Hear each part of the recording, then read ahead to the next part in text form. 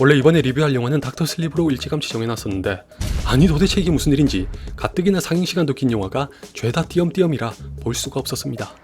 아무리 옛날 영화라고 해도 무려 샤이닝의 속편이 어쩌다가 이런 취급을 받는 건지 씁쓸함을 감추지 못한 채 마지못해 먼저 본 영화가 신의 한 수 기수편이지만 이야 이 영화 의외로 흥미진진하더군요. 너한테 세상은 둘 중에 하나야. 놀이터가 되든가 생지옥이 되든가.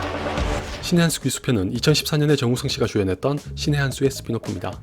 보시다시피 포스터와 보도자료에도 스피노프라는 단어를 쓰고 있는데 이상하게도 우리나라는 할리우드 영화로 익숙한 속편과는 다른 형태를 선호합니다. 얼마 전에 개봉했던 타짜 신의 손도 그렇고 여고괴담이나 가문의 영광을 봐도 알 수 있듯이 전편의 소재와 컨셉 그리고 세계관 등을 계승하더라도 할리우드와는 다르게 등장인물과 이야기 등은 이어가질 않죠. 따라서 할리우드가 주로 사용하는 맥락에서는 정신적 후속작 내지는 스피노프에 가까운 영화가 나오고 신의 한 수 기수편도 마찬가지입니다.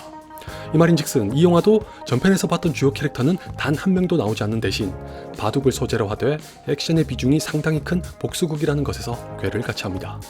그 와중에 전편과의 접점이 뚜렷하기도 해서 다음 편을 기대하게 만들었는데 이건 뒤에서 말씀드리기로 하고 우선 신의 한 수 기수편은 바둑을 소재로 하면서 전편과 동일한 문제점을 고스란히 노출합니다.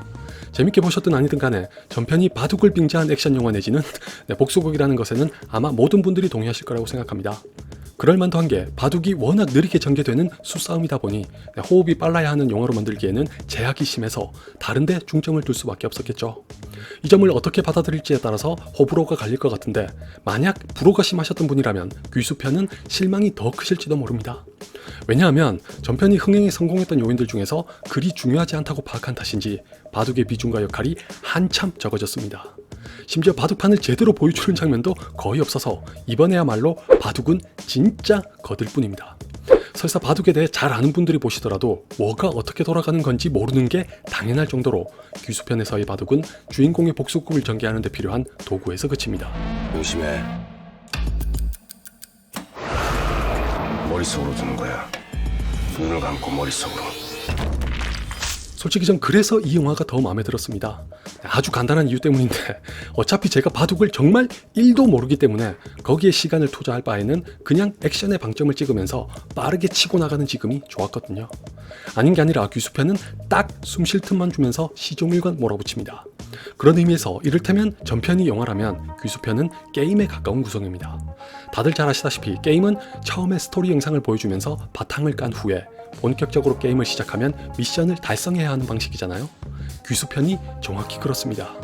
저는 주인공 캐릭터의 어린 시절을 보여주는 도입부가 너무 길어지길래 남은 시간 동안 어떻게 하라는 건지 궁금했는데 알고 보니 이야기를 전개하는 데 필요한 설정과 인물 관계 등을 도입부에 모두 깔아버리고 나머지 분량은 오로지 주인공이 미션을 하나씩 깨나가는 데 철저하게 집중하더군요.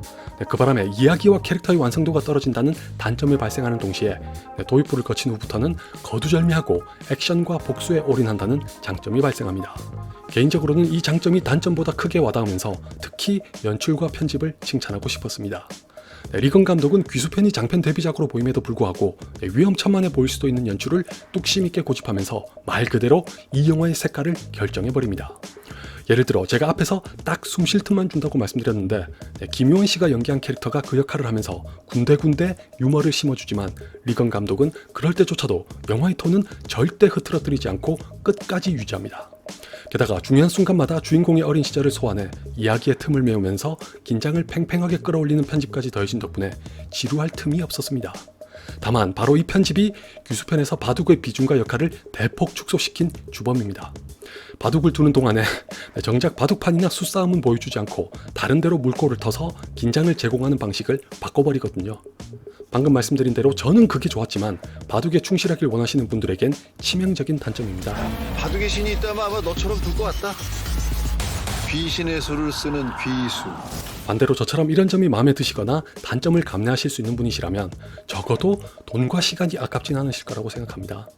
일단 군더더기를 할 게 없이 전개가 빠르고 각양각색의 사용과 스타일을 가진 악당들이 차례대로 나타나면서 진짜 게임하는 것처럼 다양한 방법으로 하나하나 격파해 복수에 성공할 때마다 쾌감이나 연민을 자아내서 지켜보는 재미를 보장합니다. 한편으로는 그러다 보니 매번 단점이 노출되는 가운데 일부 악당들의 캐릭터는 저마다의 매력과 좋은 연기를 갖췄는데도 죄다 가볍게 소비되는 부분이 걸리지만 다행히 한 명 정도는 다음 편에 다시 등장할 가능성을 만들어 놓은 것 같아서 기대 중입니다. 아울러 사실 전편의 내용을 정확히 기억 못해서 제목이 왜 귀수편인지도 모르고 보다가 시대 배경이 계속 과거에 머물길래 의아했었는데 마침 집에 오니까 케이블에서 전편을 방영해서 봤더니 이런 장면이 있더라고요. 떠도는 말에 그런 수를 쓰는 자가 부산에 한 명 있는데 귀신의 수를 쓴다고 해서 귀수라고 부른다더군. 저걸 보면서 아 이래서 귀수편이구나 하는 감탄과 더불어 이 영화에 등장했던 몇몇 장면이 전편과의 연결고리였다는 걸 그제서야 깨달았습니다. 뭐 미리 알고 봤어도 좋았겠지만 뒤늦게 짜릿함이 밀려오는 것도 괜찮더라고요. 그리고 잘하면 다음 편에서는 권상우 씨와 정우성 씨가 만나는 이야기가 될 수도 있을 것 같아서 더더욱 기대 중입니다. 그도 그럴 것이 어차피 이 시리즈는 바둑이 거들고 액션이 주가 되는 영화인데 정우성 씨야 액션 잘하는 걸로 정평이 난 배우라면 개인적으로 우리나라에서 액션에 가장 잘 어울리는 배우로 권상우 씨를 꼽기 때문에 실제로 다음 편에서 두 사람이 만나게 된다면 무조건 볼 겁니다. 바둑 실력은 둘째고 액션에서 함께 날아다닐 걸 생각하면 벌써부터 보고 싶네요. 이 모든 게 다 너 같은 하수의 운명이야.